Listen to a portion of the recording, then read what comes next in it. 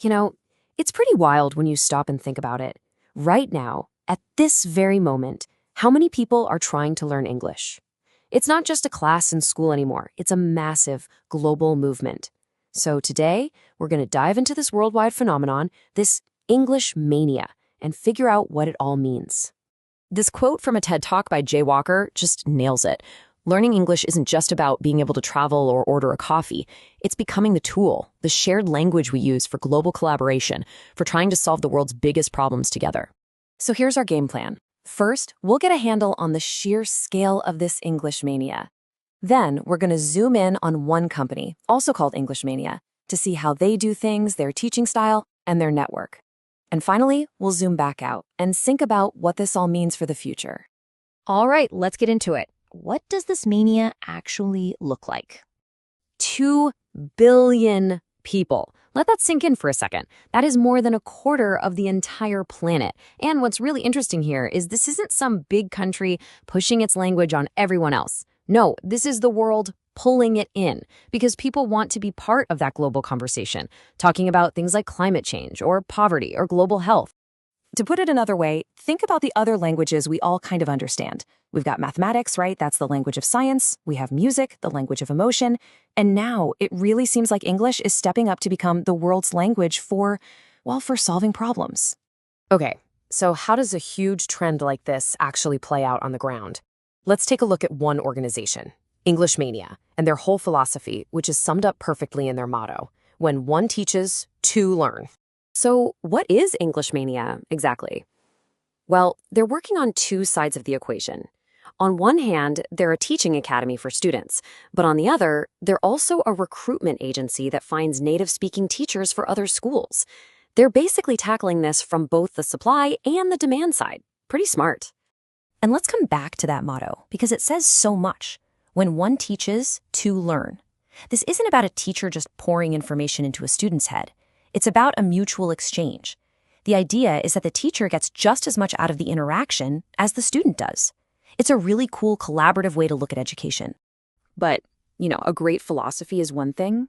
How do you actually make that work in a real classroom? That brings us to how they actually teach.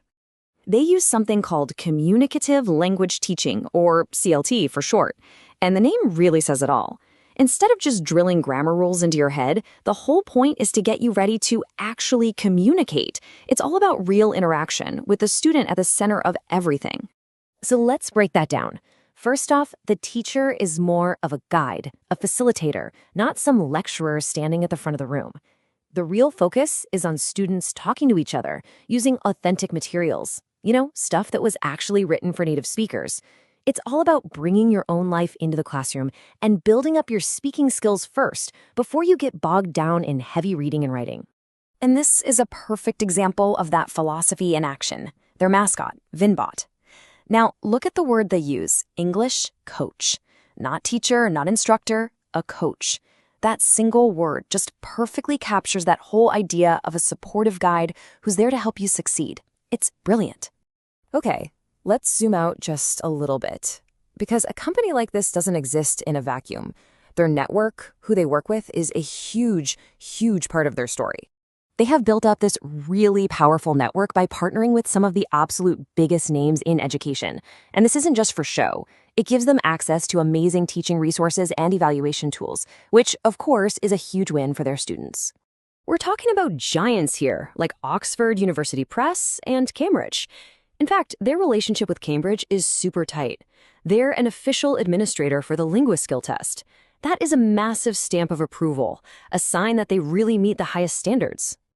And their whole system also includes their own specialized brands, like the ECT Academy, which focuses on conversation, and AmeriLingua.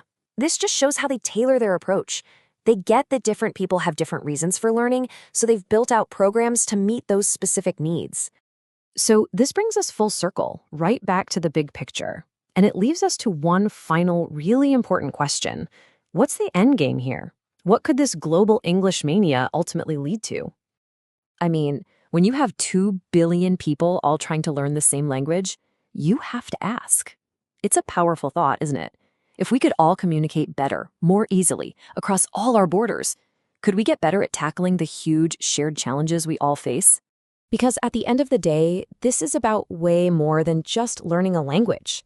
It really is about hope, the hope for a better future, the hope that if we can find a common language, maybe, just maybe, we can find some common ground and start building that better future together.